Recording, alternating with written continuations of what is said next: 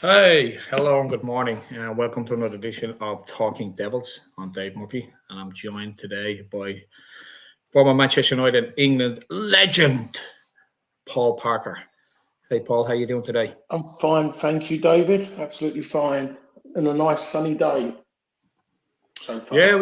we got a nice one today as well. I think our summer is here in Ireland, so I'm going to get out and enjoy it in a bit. So, no Wayne today, so it should be a fun show.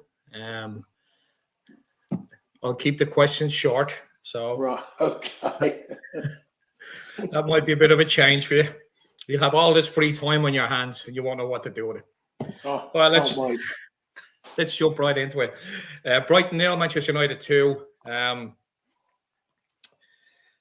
of a strange game. End of season, something we, you know, become used to over the past 10, 11 years, not having much to fight for on the last day. That game certainly looked like it. We had some players come back in. We had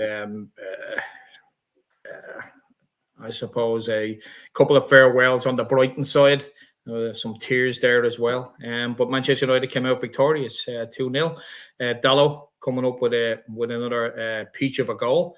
And Hoyland uh, getting his 16th overall for the season, which is pretty impressive considering um, the supply around him and the injuries he's had.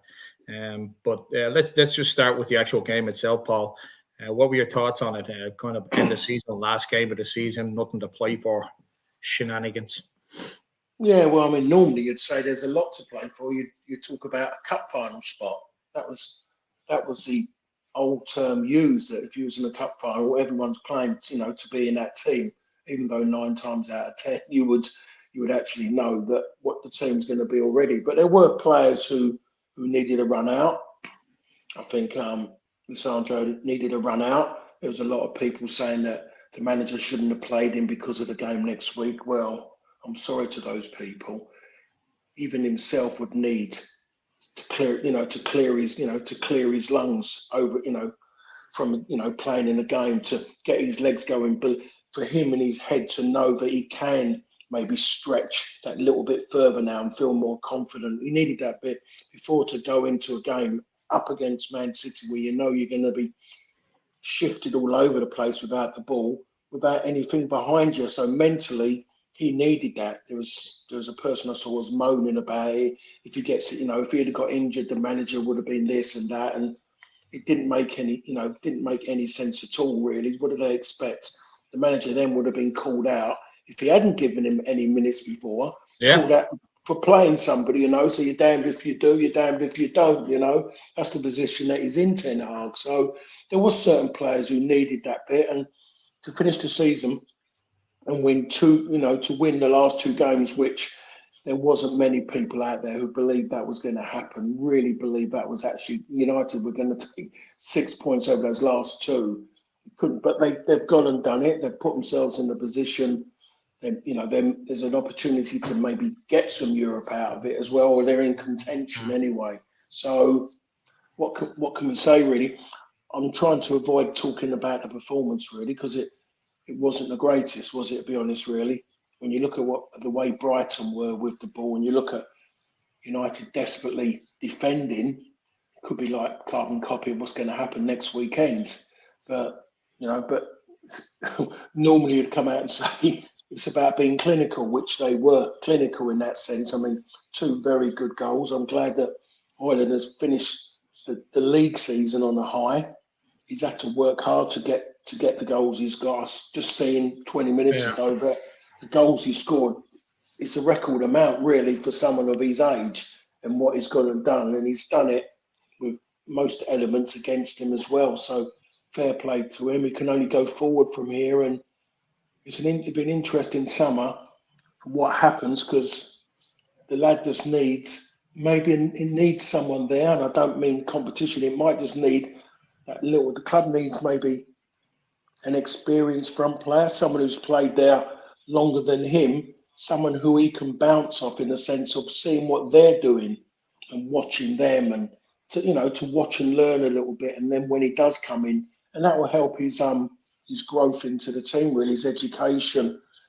So I'm quite looking forward to what happens over this summer. Can it be a summer, Dave, where when Manchester United, by say the end of, let's think about it, say by the second week in July, Manchester United have got their squads. Is that going to be possible after 10 seasons? I don't think so, to be honest. I mean, this is a big summer for Ineos, right? And Sir Jim Ratcliffe, he's got to make a statement. We're used to trugging along until August and right up to deadline day before we start putting the team together. I mean, you know better than most how important a preseason is, and getting those players in and trying to get together some kind of sequence or formation. It is a massive summer for Sir Jim Ratcliffe. He's in charge of the footballing side. The only thing that gives me a little bit of warmth is the fact that they seem to be keeping a lot of stuff under wraps, unlike the previous regime where everything was leaked months in advance. I think, when they went in for Dan Answorth, it was immediate. No one knew about it, and it just happened. I know he's still on gardening leave, and then the whole Jason Wilcox thing came out, but they'd already 80-90% down the road on that deal. So that's what I'm hoping for this summer, is that we get back to a day where Manchester United just announce a signing, and that's it. I do agree with you on Højlund. I don't think Højlund was Ten Hag's first choice striker. I think he saw him as a future striker. In his recent interview, he did hint towards Harry Kane was his main target, but Spurs were never going to sell to United. So it is a big summer. Right, I'm happy that Højlund has started to hit a little bit of form again. He scored in the last 2 games coming into the cup final. But I do believe he needs a lot of help up there. You can clearly see that he's not getting the service that he wants. And you know what? He hasn't been. He took a little dip in form, but I think in the past recent games he's been really, really good. And I think Ten Hag has used him wisely, bringing him off the bench, because he's done that twice now and he's scored twice. So it's going to be a massive summer for us. But yesterday's game was kind of a dead rubber. Nobody wants to lose, but I really didn't want to go into that Conference League. I really didn't. I know if we win the FA Cup, we can win the Europa League, but that Conference League is just going to be, it's a disaster of a competition. So I'm glad we avoided that. But, the Europa League is a tough league. It really is. It's a tough competition. Especially when the teams from the Champions League, drop down into it and it starts to raise it a bit more. So moving on, Manchester City, the greatest team ever to grace the Premier League or any league, any top flight league, won 4 leagues in a row. We all know that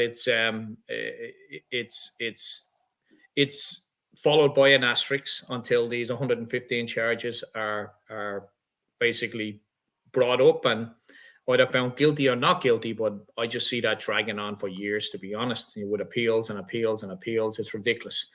Paul, you were part of, the Ferguson dynasty. Winning the league is, in my opinion, is way harder than the Champions League. The Premier League is the toughest league in the world. Are we being a little bit unfair to City after 4 wins in a row? It's not. I don't think it's about us. You reap what you sow is what they normally say. That's how the saying comes out on certain bits. And I look at it and I feel sorry for the players, to be perfectly honest. For me, I never really understood it until I won a league title to understand what it means. And then you start looking back at things. Grew up just on an FA Cup final. That was it. That's the bit that we all remembered until the start of next season. But you get hold of it once you've been involved in it. More so for me is when you lose one. My first season. To be that depressed about it, it's just when you realise where you are and what it would have meant and everything. You grab hold of it and you don't ever want to go on for that to happen again. But I do feel sorry for the players, because as much as they're they're enjoying it. Some of them, going from 2 to 4. Some players have been there and won 6, and but it's just that little bit there, that little bit in the back of their head saying, not everyone's with us on this. They didn't, It's not because of the rivalry or anything. It's because of what's there over the top, that little cloud just over the top, and it hasn't gone away yet. And there'll be a few of those players who are thinking it. People will come up and say the players don't care. And I'm one of those things about players don't care about a lot of things that are going on within a club. It's about what happens on the pitch.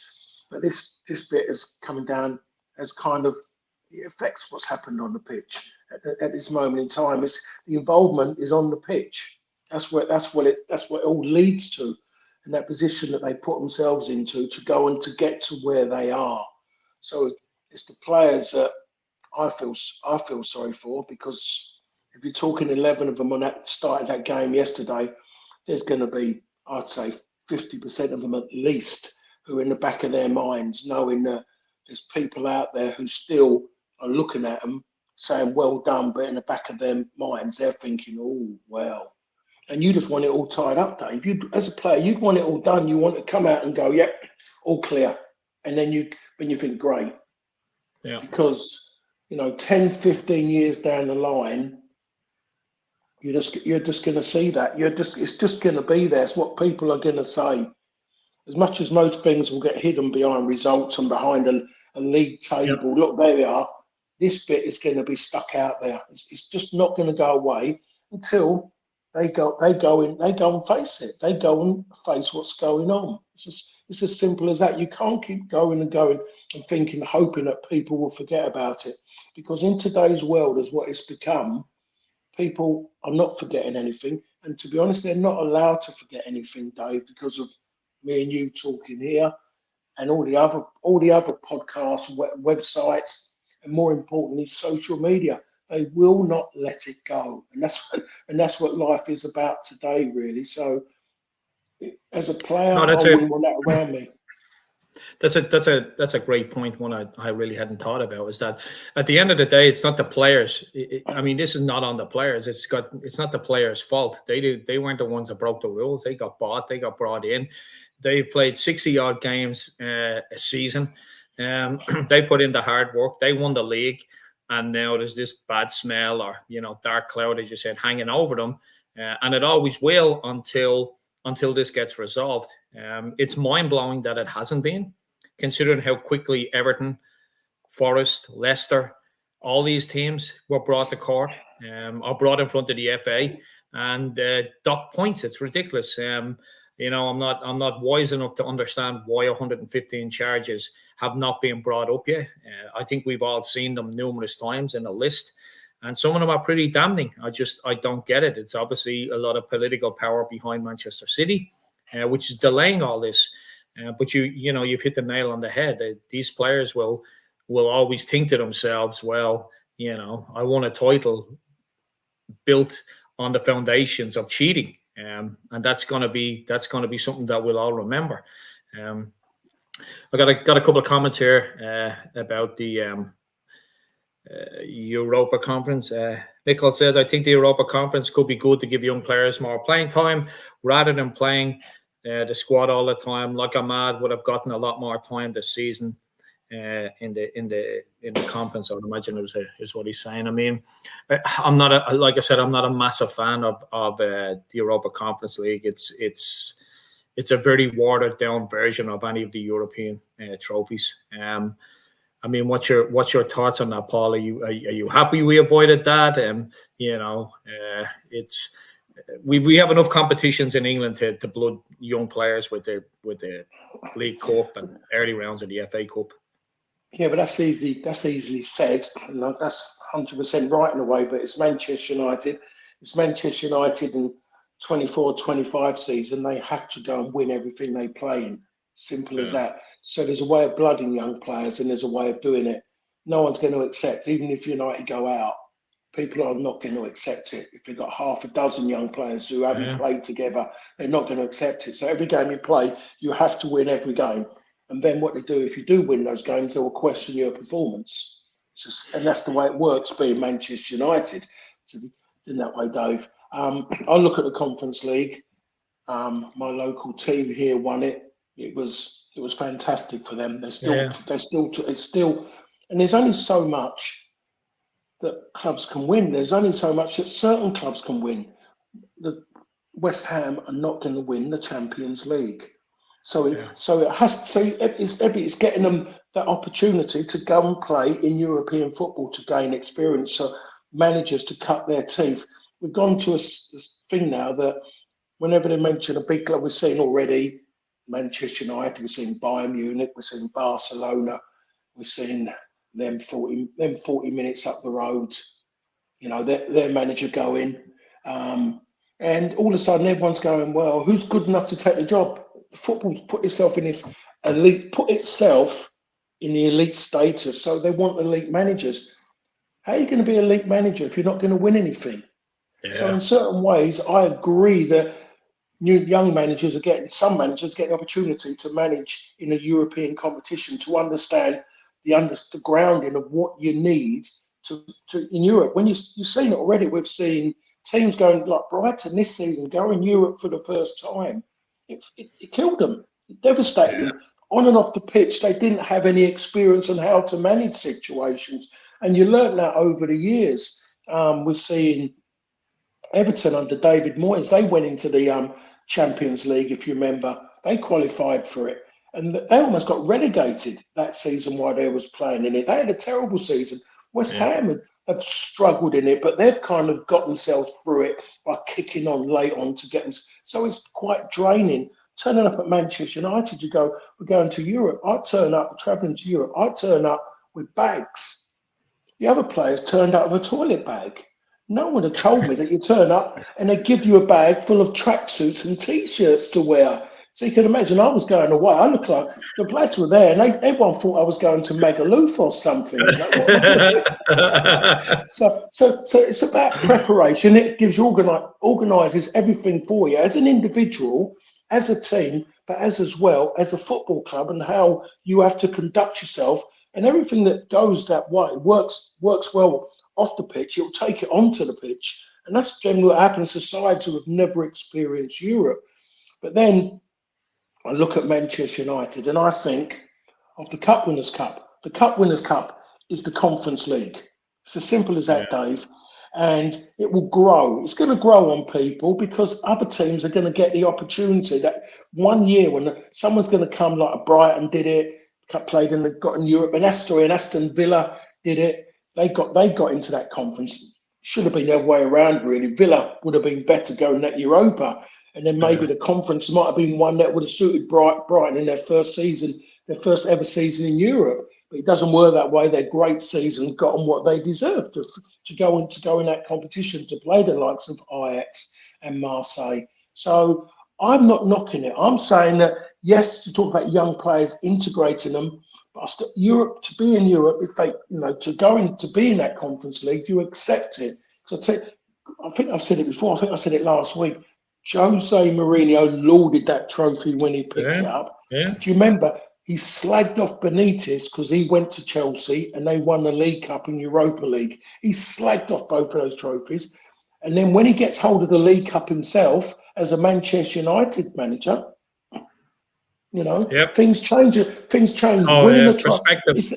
He straight away at the end of it goes, what trophies have you won? And it doesn't matter behind it. It says on the front, so-and-so Europa League and this and that, winners Manchester United. It doesn't say round the back, everyone thinks it's a crap trophy. It doesn't. It's there. It's like, it's just like the whole thing with Liverpool winning the league when they won that league in the empty stadium trophy.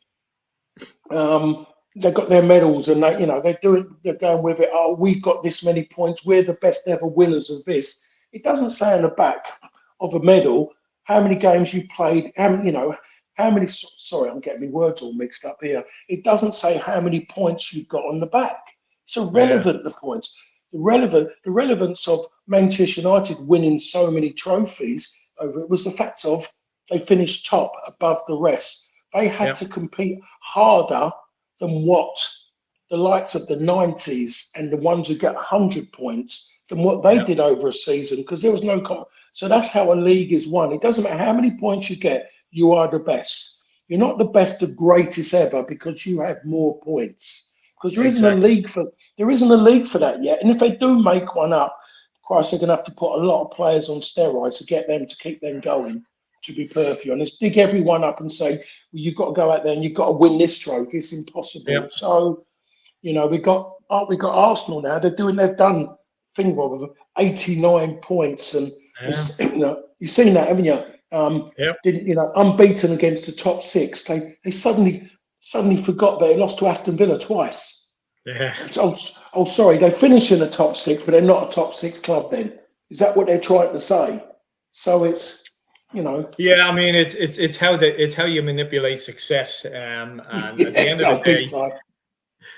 of the day, you start the season off with 4 trophies. Most people in the top 6, 7 start the season with 4 trophies. I'm just being a little bit hard on the whole Conference League. I just think that I think Manchester United and I don't want this to happen, by the way, because if this happens, it means we don't win the FA Cup. I think Manchester United playing 1 game a week next season will do them the world of good.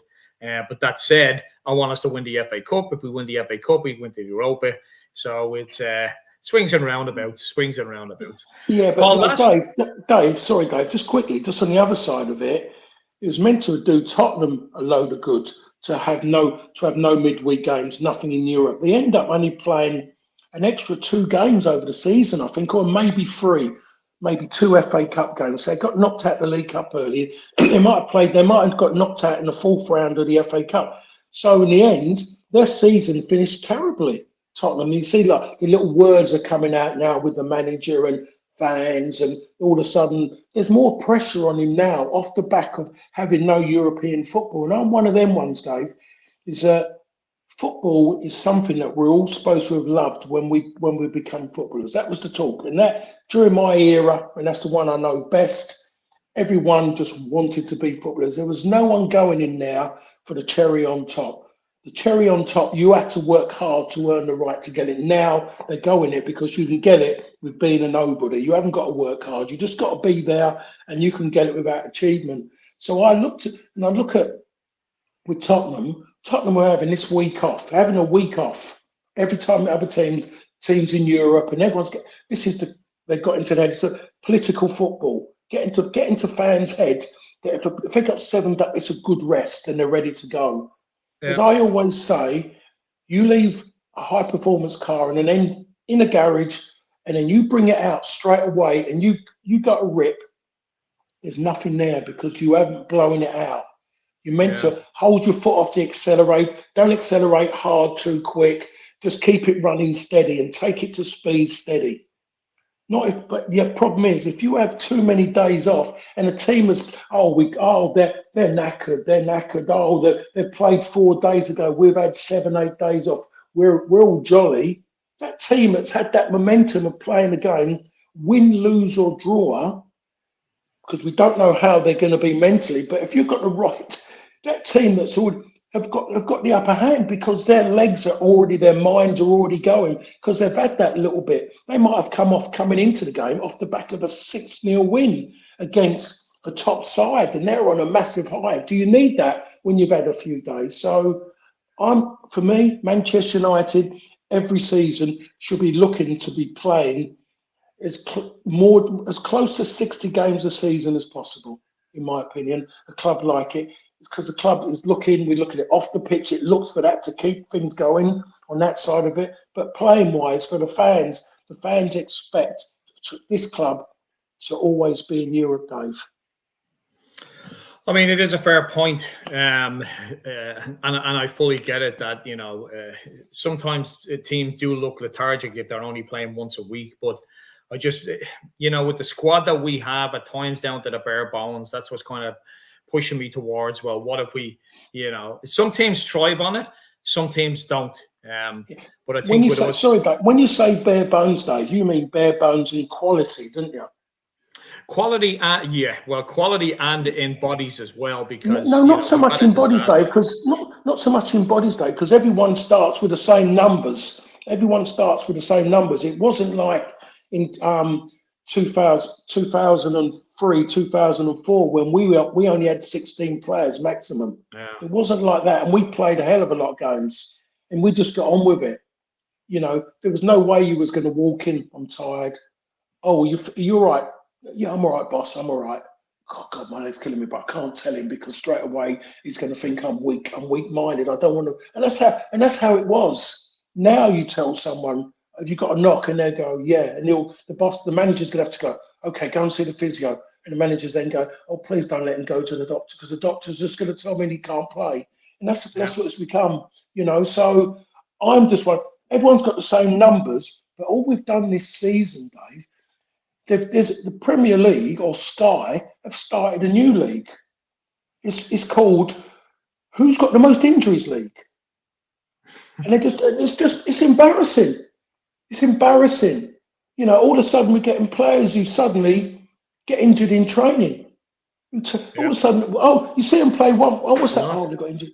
You're kind of going, what's going on? So the whole thing is just you know, all of a sudden, like yesterday, we see Man City come out and they bring out all their staff. Their staff was more than a football team. Massage, doctor, there's too much. I'm thinking Jim McGregor, Norman Davis, Robert, you know, Rob Swires, you know, Dave Fever. All of a sudden, TV, they would have no space on TV because there'd have been 4 people coming out and then the players. It was embarrassing. You know, it's embarrassing. We're seeing Dr. Magoo, I don't know what his name is, and he's wearing a football shirt walking out on the field. And I'm kind of thinking to myself, what the boss, you know, as much as anything, I'm trying to think, Doctor, I think, what was the Doc's name? I've forgotten. Doc would turn around and say, I can't wear a shirt. You haven't got one big enough.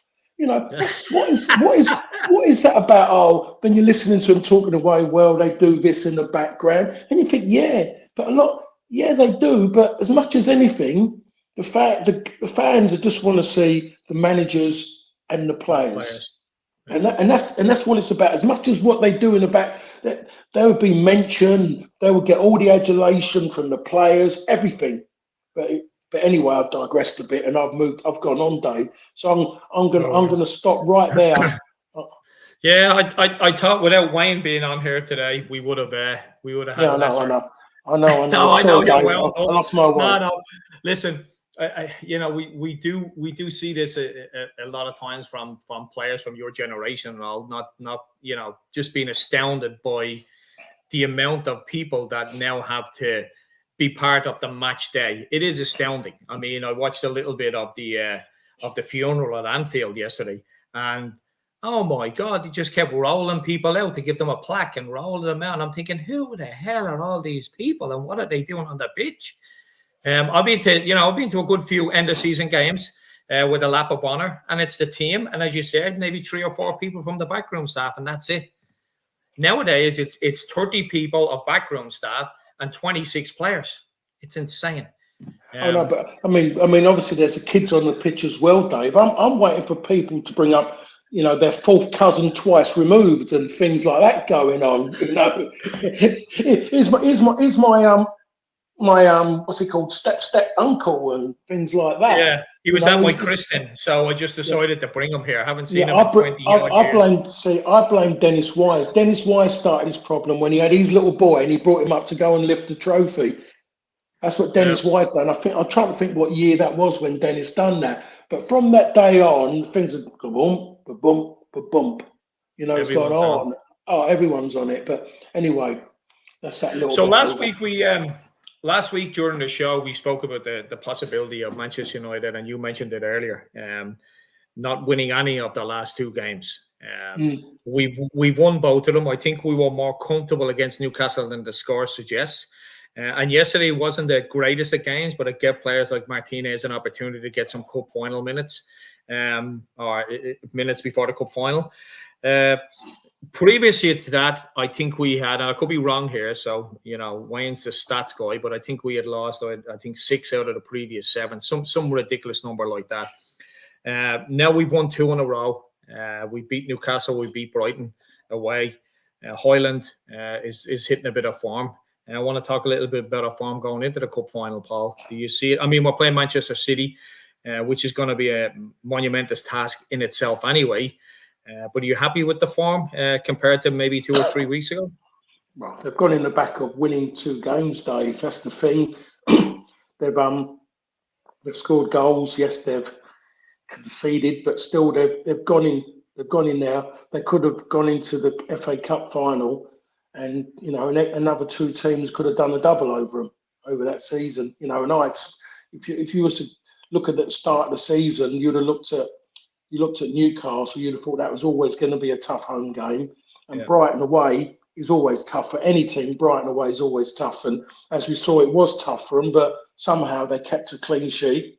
And Anna was using his feet everywhere. Still a little bit unorthodox for me, but still he made a few like point blank saves. But I'm just there and think to myself, there's more to me. There's more in my head telling me that they might just can do something this weekend than what they did this time last year. Yeah. Just because of the way City have been. And everyone they haven't been anywhere near to what they were this time last season, the way they finished last season. No one gave United a chance, and every right not to have given them a chance. Just by how City finished that season, that was absolutely fantastic the way they finished that off. And that's carried on through into this one. They haven't been great over their last few games. When you've seen them, there's been those moments where the main one is against Spurs when Son goes through. Yeah. The Spurs had opportunities. Yeah, those little moments have happened in games over the last few games where teams have had them and they haven't grabbed them. No different to West Ham in certain ways. There wasn't anywhere near what there was against Tottenham but they got themselves back into it. And you think of, oh, this is interesting. They had a few little bits. So there's that bit of edge there for me. There's that bit there is to go and score that first goal. Just go and do it. They did it last year and there wasn't enough about them to go and do it. But I just got that feeling I might get this wrong. I just get it wrong, but I don't know why. And normally I'm not like this to come out and say it.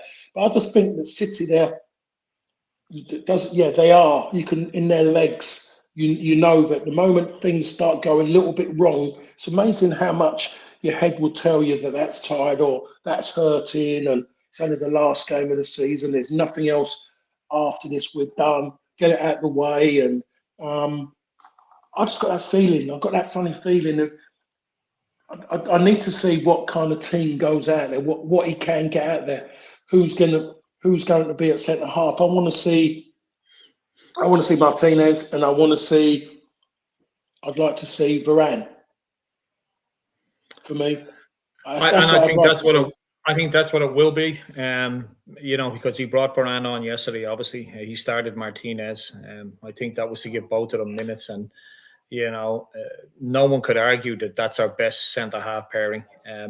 At times, it had the potential to be the best in Europe, but injuries curtailed that. I also felt that Varane wasn't really up for a fight in some games. I just felt that he was mentally weak at times.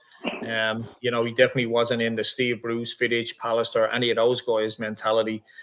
So I always had my doubts with Varane on whether he could last the full season mentally, not just physically.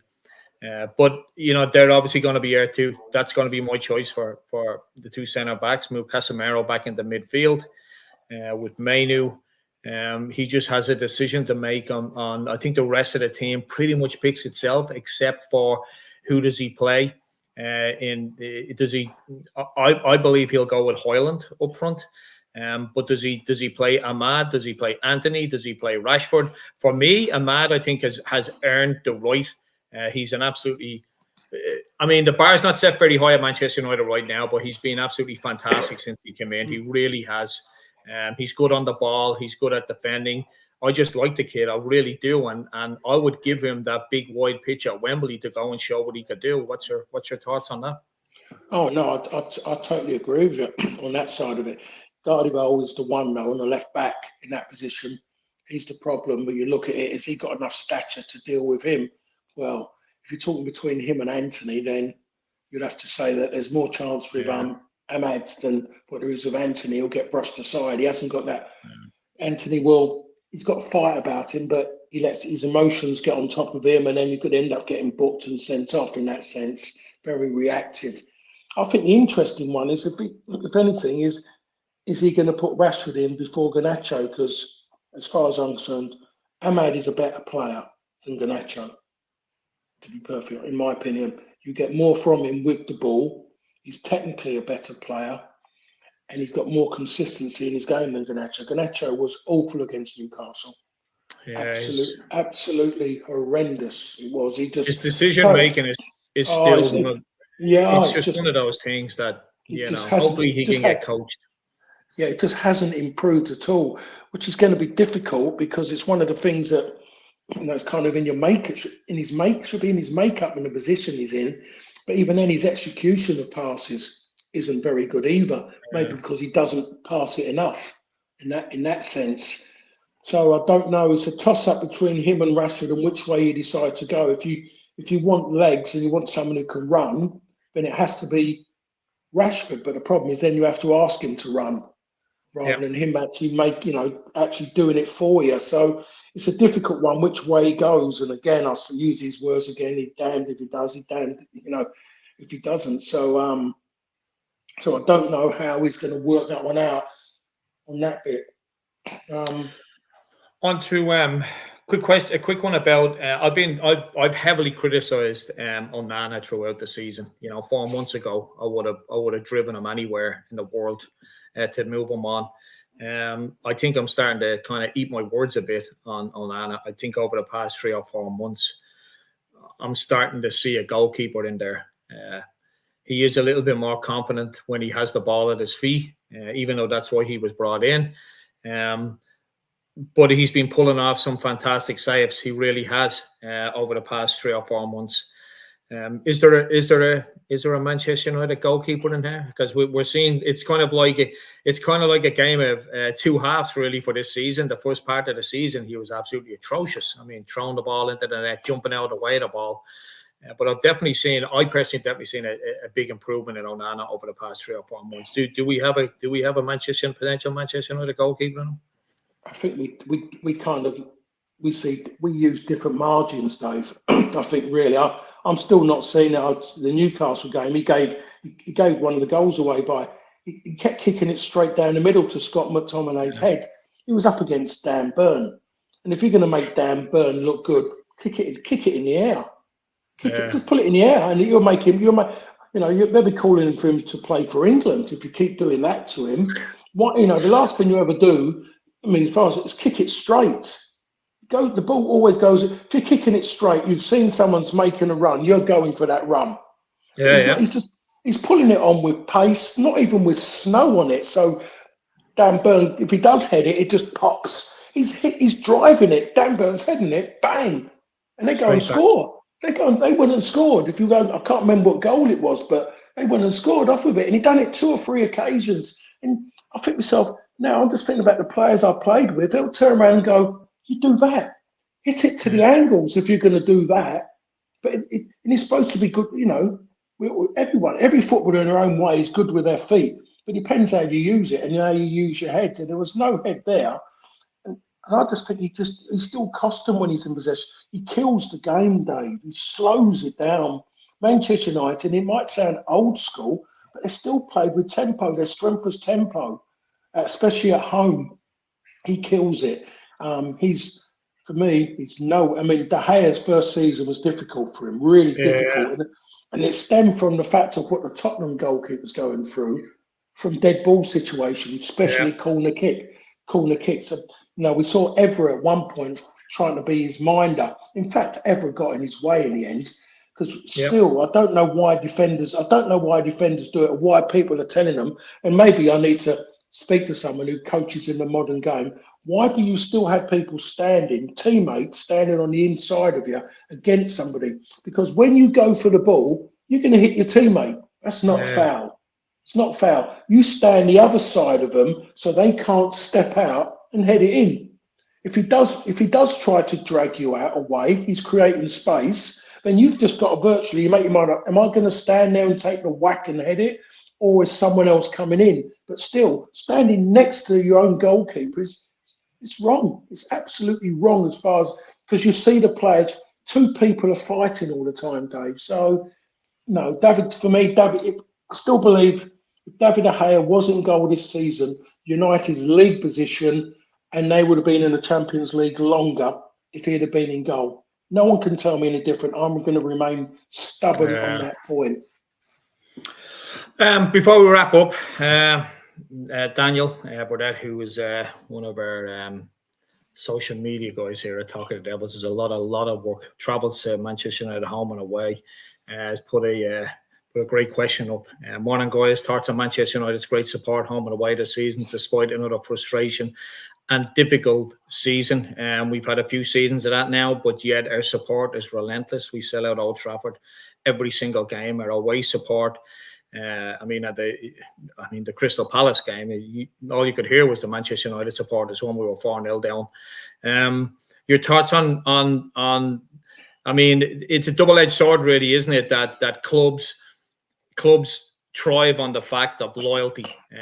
There's a lot of sports I know in the US where players or supporters will just jump ship at the near side of an iceberg coming.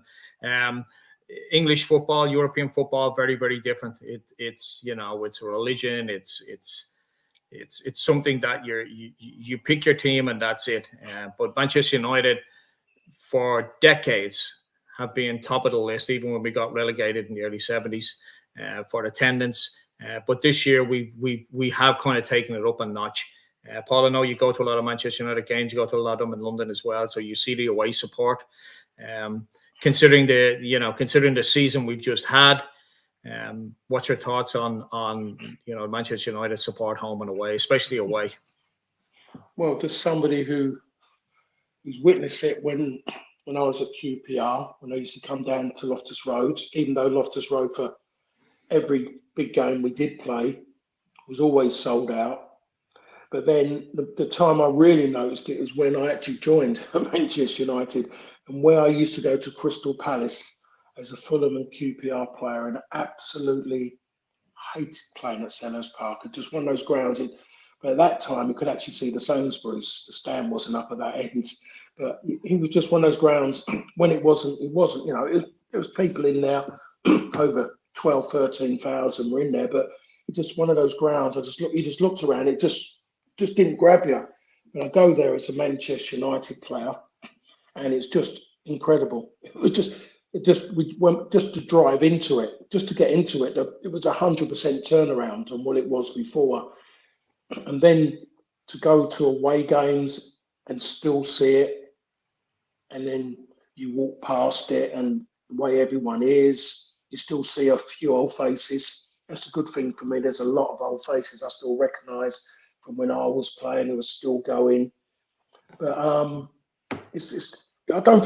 say it, and people go, it's only because you play for them. I said, I don't think they can be topped as away support. I really don't think they can be topped the way to do it. I'm not really sure that the players are really getting it at the end of it, because I don't know if they understand, but the fans are doing what they normally do, and it's been a bad season. But the one thing is they're putting the club first and they're being what they are. But some of the players, when I'm at Palace, I'm kind of there thinking, they're clapping like everything's okay. They're just doing what they do. They're just kind of accepting it's been awful, and it's down to you lot why it's been awful. Don't look at it and start waving at people. It's not. It wasn't. I don't think it was meant that way, in my opinion, Dave. They're just giving it. Not many fans go to Selhurst Park and out-sing the Palace fans, because Palace have got great. It's my favourite ground to go to when I'm working and that, to go to Crystal Palace. It's absolute. I love going there because their support is fantastic. At this moment in time, it's absolutely electric at Palace, what they've gone and done. the way they've gone and won 5 on the bounce, but it's the manner which has really lifted. They can't wait for next season, those Palace fans now. Yeah, there's something about that manager. There's something about that manager. I think they picked a diamond in the rough there. Oh, they have incredible. They've stepped outside their comfort zone to bring him in. They thought bringing in one of the was it De Boer? Yeah, De Boer brothers. I can't think if it was Roland. I think it was Roland, wasn't it? Ronald or Roland? I don't know. One of them. And we also, and even I went, wow, he's going to Crystal Palace. That didn't work because he tried to change the culture too quick. He tried too quick. They just couldn't change and had to go back to square one, which was Roy Hodgson. Yeah, it was Frank de Boer they had brought in. I think didn't he lose like 7 games? He lost 7 games, didn't score a single goal, and then they sacked him. Yeah, they sacked him, yeah. But it took Roy a bit of a while to get things going again, and then he got it going, he got him up, and Roy's still a legend, I mean, a proper legend in that football club. But this man has come in, and with the same tools, Christ almighty, he has absolutely made diamonds out of rock, hasn't he, really? Some of those. I think Palace are probably one of the few teams that didn't want the season to end. You know, they were doing so well. And I think they could be the Villa surprise package next season. You know, Villa started off the season getting smashed and they ended up in the Champions League, you know. Yeah. Well, all we want next season, Dave, really, is just we want competition. I want the leagues back, like the league like it was in the 90s and what it was in the in the 2000s. You know, it changed about 2010. That's when it started to go a little bit, and they advocated. You know, they loved it.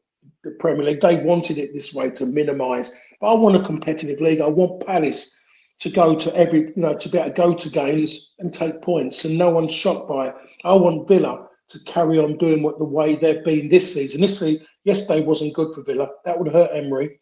You know, I think a few players will be getting in that. You don't finish a season after what they've achieved because everyone remembers that last game. That's the thing about it. They will remember that for next season, and the manager will remind them because he hasn't got to where he is and done what he's done just by saying, "Oh, that's all right, lads. It's okay. It doesn't matter. That's a load of rubbish. It matters." So I want to see competition. I don't want to see clubs hung out to dry all the time. I just don't want it, and that's why I'm wary of one of my other local teams, Ipswich Town.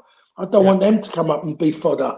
I don't want it to happen. I want the league to allow them to work within their means, give them the opportunity because they've got a good owner down there now. There's a bit behind him. He hasn't been talked about yet by, sooner or later Sky will send all their kind of badly dressed people down there to bug the life out of them with a microphone and bug them to death. They'll go there and they'll try and ruin them. Can't have them in this league. Can't have them competing. How do we stop them?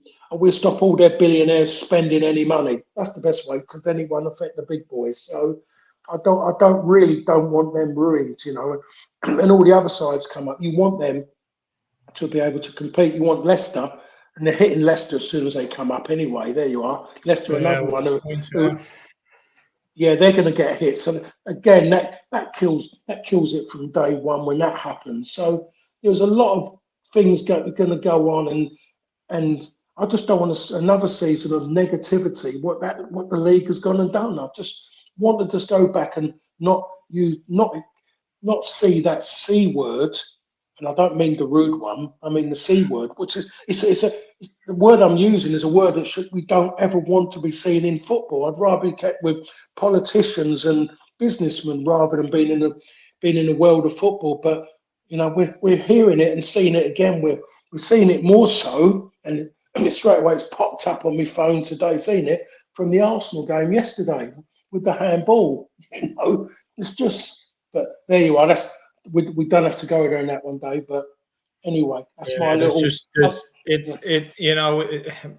Speaking of that, obviously the news broke during the week about Wolves putting in a petition to get VAR abolished. I know the Swedish league recently voted to abolish it. My first instinct was this is great. Every club's going to jump on board. They only need 14 votes. But since Wolves have put in that petition, we're starting to hear now. Sky Sports is a bit of a political arm now, obviously, so you can't really rely on them to tell the truth.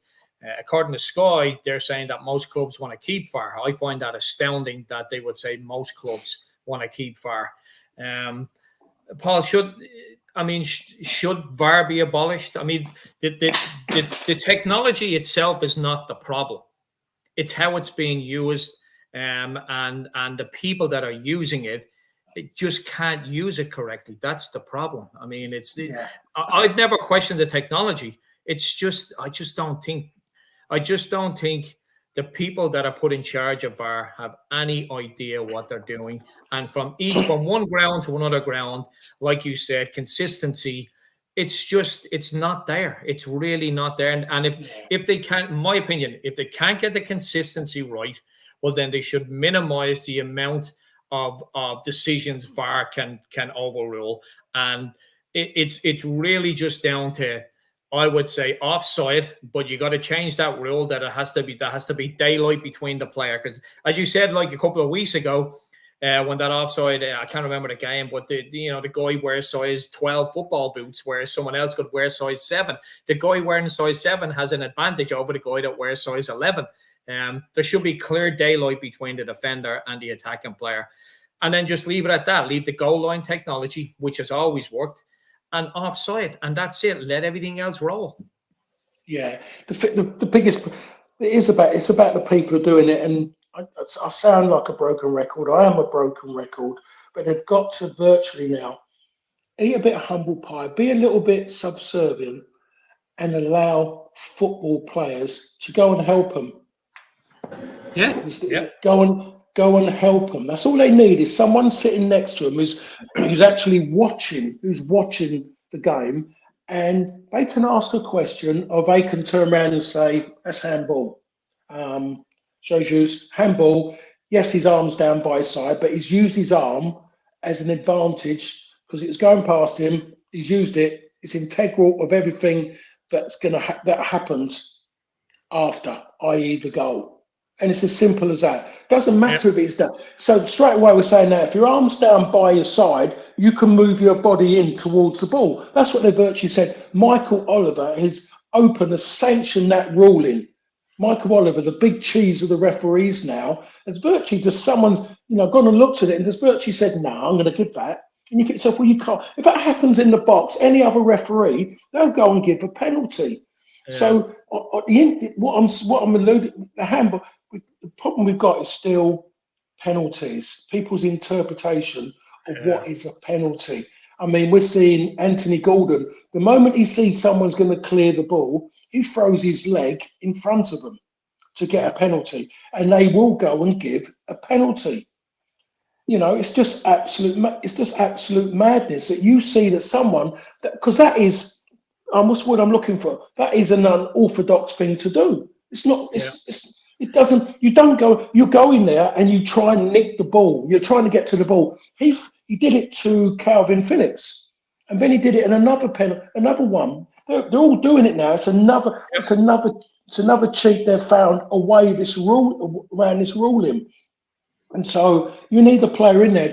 A player will just sit down there. A player who's played enough games in enough different leagues, different kind of football, will just see that and just go, "Yeah, it's a foul. It's not a penalty. He's thrown his leg in there. Stop, free kick. You've got to book him. You've got to book him for that. He needs a yellow card for that."